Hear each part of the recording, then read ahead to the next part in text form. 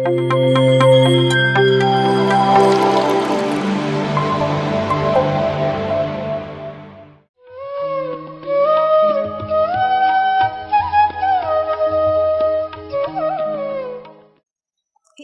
ನಮಸ್ಕಾರ. ನನ್ನ ಹೆಸರು ಭವ್ಯ. ನಾನು ಬಳ್ಳಾರಿಯ ನಿವಾಸಿ. ನಾನು ಧ್ಯಾನಕ್ಕೆ ಪರಿಚಯ ಆಗಿದ್ದು ಲಕ್ಷ್ಮೀಪತಿ ಸರ್ ಕುಟುಂಬದವರಿಂದ. ಹಾಗೆ ನಮ್ಮ ತಾಯಿ ಕೂಡ 41 ದಿನ ಮಂಡಲ ಧ್ಯಾನಕ್ಕಾಗಿ ಅವ್ರ ಮನೆಗೆ ಹೋಗ್ತಿದ್ರು. ಅವರಿಂದ ನಾನು ಧ್ಯಾನದ ಪರಿಚಯ ಆಗಿದ್ದು. ನಾನು ಈ ಧ್ಯಾನವನ್ನು ಎಫೆಕ್ಟಿವ್ ಆಗಿ ಮಾಡಿದ್ದು ಯಾವಾಗಿಂದ ಅಂತಂದರೆ, ನನಗೆ ಬ್ರೀತಿಂಗ್ ಪ್ರಾಬ್ಲಮ್ ಇತ್ತು.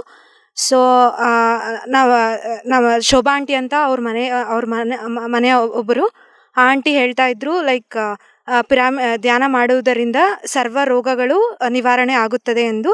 ಸೊ ಹಾಗಾಗಿ ಇದು ಬ್ರೀತಿಂಗ್ ಪ್ರಾಬ್ಲಮ್ ಈಸ್ ಆಲ್ಸೋ ಇದು ಕೂಡ ನಿವಾರಣೆ ಆಗುತ್ತೆ ಅಂತ ಹೇಳಿದರು ಆಂಟಿ ನನಗೆ. ಸೊ ಅದರಿಂದ ಆಗಿ 21 ಡೇಸ್ ಕಂಟಿನ್ಯೂಸ್ ಆಗಿ ಮಾಡಿ ಅಂತ ಹೇಳಿದರು. ಸೊ 21 ಡೇಸ್ ಸ್ಟಾರ್ಟ್ ಮಾಡಿದ್ದೆ. For at least half an hour ಆದರೂ ಮಾಡಿ ಅಂತ ಹೇಳಿದರು. ಸೊ ನೋಡೋಣ ಇದು ಹೆಂಗೆ ಏನು ಧ್ಯಾನದಿಂದ ರೋಗಗಳೆಲ್ಲ ಇವಾಗುತ್ತೆ ಅಂತ ಹೇಳ್ತಿದ್ದಾರಲ್ಲ. ಸೊ ಪ್ರಾಕ್ಟೀಸ್ ಮಾಡೋಣ 21 ಡೇಸ್ ಕಂಟಿನ್ಯೂಸ್ ಆಗಿ ಅಂತ ನಾನು ಸ್ಟಾರ್ಟ್ ಮಾಡಿದ್ದೆ ಎಫೆಕ್ಟಿವ್ ಆಗಿ. ಸೊ 8th ಸ್ಟ್ಯಾಂಡರ್ಡಲ್ಲಿ ಹೈಸ್ಕೂಲಲ್ಲಿ ನನಗೆ ಈ ಹೆಲ್ತ್ ಇಶ್ಯೂ ಬಂದಿದ್ದು. ಸೊ ಅವತ್ತು ನಾನು 21 ಡೇಸ್ ಸ್ಟಾರ್ಟ್ ಮಾಡಿದ್ದು. ಫೋರ್ತ್ ಡೇಗೆ ನನಗೆ ಕಂಪ್ಲೀಟ್ ಬ್ರೀತಿಂಗ್ ಪ್ರಾಬ್ಲಮ್ ಕ್ಯೂರ್ ಆಗಿತ್ತು.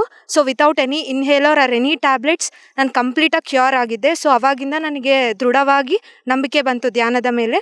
ಸೊ ಅವಾಗಿಂದ ಇವಾಗ ತನಕ ಕಂಟಿನ್ಯೂಸ್ ಆಗಿ ನಾನು ಧ್ಯಾನವನ್ನು ಮಾಡ್ತಾನೇ ಇದ್ದೀನಿ, ಬಿಡೋದಿಲ್ಲ ಯಾವಾಗಲೂ. ಸೊ ಇವಾಗೆ 10 years ಆಯಿತು ನಾನು ಧ್ಯಾನ ಕಂಟಿನ್ಯೂಸ್ ಆಗಿ ಮಾಡೋದು. ಎಜುಕೇಷನ್ ವೈಸಲ್ಲಿ full improvement.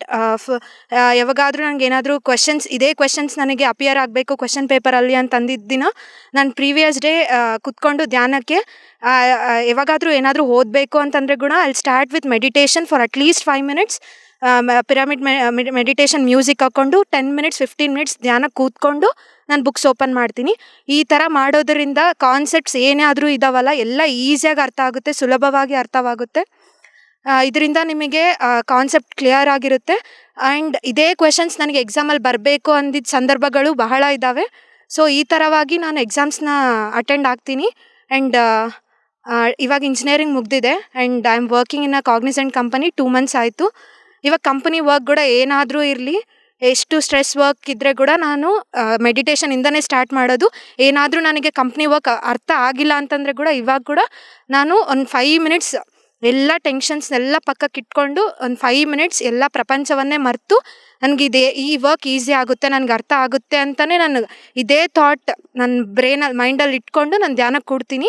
And work easy ಆಗಿರುತ್ತೆ, ಇದಾಗೇ ಆಗುತ್ತೆ ನನ್ನ ಕೆಲಸ ಮಾಡೋಕ್ಕೆ ಅಂತ ಈ ಥಾಟ್ನ ನಾನು ಇಟ್ಕೊಂಡೇ ನಾನು ಧ್ಯಾನವನ್ನು ಕೂಡ್ತೀನಿ. ಅದು ಒಂದು ಫ್ಯೂ ಸೆಕೆಂಡ್ಸ್ ಆ ಥಾಟ್ ಇಟ್ಕೊಂಡಿರ್ತೀನಿ. ಆಮೇಲೆ ಶ್ವಾಸ మీద ಗಮನ ಕೊಟ್ಕೊಂಡು ಇದೇ ಥರ ಒಂದು 5 minutes ಕೂಡ್ತೀನಿ. ಆಮೇಲೆ ವರ್ಕ್ ಯಾವ್ದು ನನಗೆ ಅರ್ಥ ಆಗ್ಲಿದ್ದಿದ್ದ ಕಾನ್ಸೆಪ್ಟ್ಸ್ ಕೂಡ ಯಾವುದೋ ಒಂದು ರೀತಿಯಲ್ಲಿ ನನಗೆ ಫ್ರೆಂಡ್ಸ್ ಹೆಲ್ಪ್ ಮಾಡ್ತಾರೆ. ಆ್ಯಂಡ್ ಇದಂತೂ ನನಗೆ ಫುಲ್ ಎಕ್ಸ್ಪೀರಿಯನ್ಸ್ ಇದಾಗಿದೆ. ಆ್ಯಂಡ್ ಬಿಫೋರ್ ಮೆಡಿಟೇಷನ್ ನನಗೆ full negative emotions, negative feelings, negative opinions and judge ಮಾಡ್ತಿದ್ದೆ ಪೀಪಲ್ನ. ಆ್ಯಂಡ್ ಭಾಳ ಈ ಥರ ನೆಗೆಟಿವ್ ಒಪಿನಿಯನ್ಸ್ ಫುಲ್ ಇದ್ವು. But after meditation I am completely changed. This is all because of only meditation. And I request all the students who are studying ಧ್ಯಾನಕ್ಕೆ ಬರಲೇಬೇಕು. And ಎಷ್ಟೊಂದು ಜನ ಹೇಳ್ತಾರೆ ಇದು ಹುಡುಗರು ಮಾಡೋದು, ಯೂತ್ ಮಾಡೋದು ಅಲ್ಲ, ವಯಸ್ಸಾದವರು ಮಾಡೋದು ಅಂತ. It's completely a wrong belief. Everything is scientific here.